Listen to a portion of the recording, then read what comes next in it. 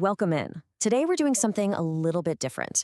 I want you to treat our time together less like a standard explainer and a lot more like a quiet retreat-like space. Let's just pull up a metaphorical chair by the fire. We all know that incredibly ordinary, hurried moment, right? It usually hits mid-morning. You're rushing from one task to the absolute next. Maybe you're firing off an email while walking down the hall, or you're trying to pack a lunch while mentally rehearsing some difficult conversation you have to have later. The pace of the day just feels relentless. We feel completely stretched thin. And without even realizing it, we've kind of left ourselves behind. So let's just settle in, take a breath, and look at how we can actually stop that drift. Think of your mind a bit like a house. When we rush, it's like we run out the front door and just leave all the windows wide open. We leave ourselves completely exposed to the cold drafts of overstimulation and fatigue. We get caught in the wind, and before we even realize it, it has slipped away, our presence is just gone. We're no longer in the driver's seat. We're just reacting, entirely driven by the sheer momentum of the day. And this brings us to a really profound idea. Speed doesn't just make us fast, it compresses our awareness.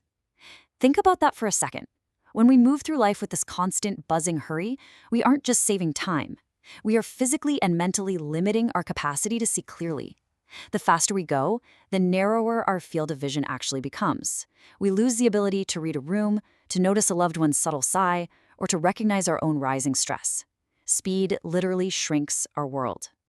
So let's just pause. Right here, I want to ask you directly, what are you carrying right now? Just in this exact moment as we sit here together. What tension is sitting up there in your shoulders? What unfinished conversation is looping in the back of your mind?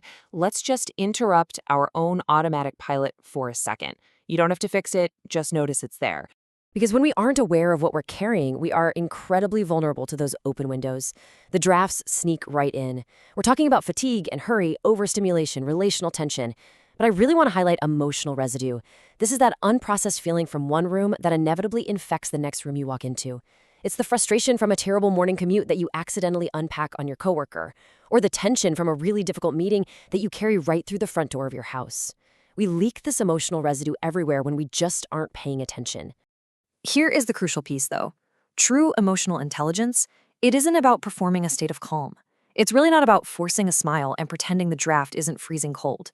It is about becoming a deeply, honestly, almost uncomfortably accurate observer of your own internal weather. It is having the quiet courage to just say to yourself, I'm feeling incredibly defensive right now, or I am rushing because I'm anxious. The goal isn't to be an emotionless robot, it's to be honest. And you know what happens when you engage in that quiet internal observation, when you actually sense your own emotional reality? It naturally, completely shifts the way you connect with others.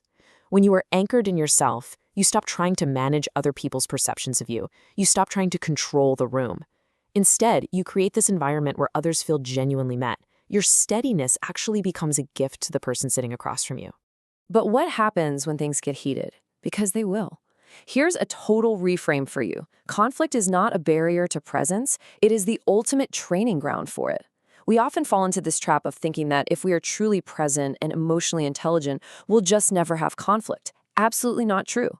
Conflict reveals the true condition of our internal foundation. It's the exact crucible where our inner steadiness is tested and grown. If you can remain an honest observer of yourself while someone is actively disagreeing with you, you are mastering the skill of presence. So let me ask you another quiet question. Where did you leave yourself today? Think back over the last 24 hours or so. Was there a moment in a meeting, maybe a conversation at the dinner table, where you just withdrew, where you threw up a wall of self-protection, where you reacted with a sharp tone because you felt a little exposed? We all do it. The practice is simply noticing the exact moment we walked out the door and left the windows open. To change this pattern, we need a new way to think about our inner life. I want to offer you a metaphor. Cultivating presence is like tending a warm, internal hearth. Out in the world, the winds are going to blow. The cold drafts of urgency, conflict, and overstimulation, they will always be there. You cannot control the weather outside, but you absolutely can tend the hearth inside. You can keep your center anchored, warm, and steady, so that no matter what draft blows through the door, your fire does not go out. So, how do we practically tend that hearth? We do it through what we call the intentional pause. It's a tiny moment of inward check in that creates a literal space between your impulse and your response. I want to slow our pace down significantly right here. I invite you to just settle in. Soften your gaze a bit, let your shoulders drop away from your ears. We are going to take a couple of minutes of real breathing room right now to practice this together. I want you to walk through the sequence with me in real time. We are going to do a lived practice.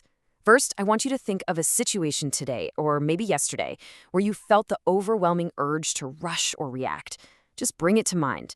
Notice the physical urge in your body right now as you think about it. Does your chest tighten up? Does your breathing get a little shallow? Just notice it. Let that physical sensation be there for a moment. Now let's move to step 2. We are going to pause without judging it. Please don't tell yourself you shouldn't feel anxious or angry.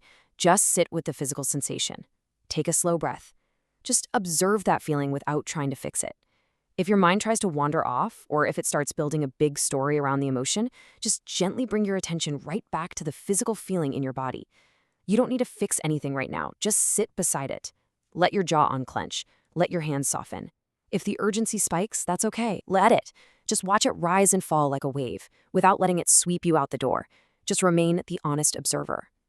Notice how, just by observing it, the urgency begins to lose its grip. The draft isn't blowing quite so hard anymore. Now, step 3.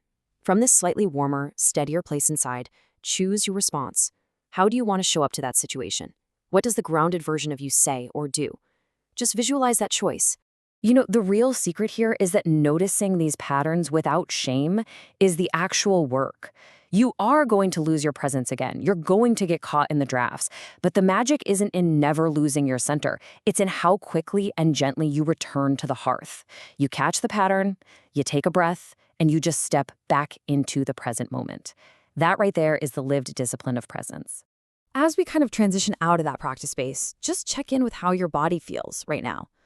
On one side, we have this exhausting cycle of being ruled by automatic reflexes, just constantly reacting from the cold drafts of urgency. It drains you, and honestly, it drains everyone around you. But on the other side, we have the quiet power of choosing a grounded response, responding from the warmth of a steady hearth. It requires so much less frantic energy, but it carries infinitely more weight and clarity. We're going to bring our time by the fire to a close with one final thought for you to carry. The warmth you cultivate within becomes the refuge you offer to others. When you practice this skill, when you actually slow down, notice your own weather, and tend your internal hearth, you aren't just doing it for your own peace of mind. You actually become a stabilizing force in a really hurried world. You create a space where other people can finally catch their breath. So, as you step back into the momentum of your day, where will you bring your warmth?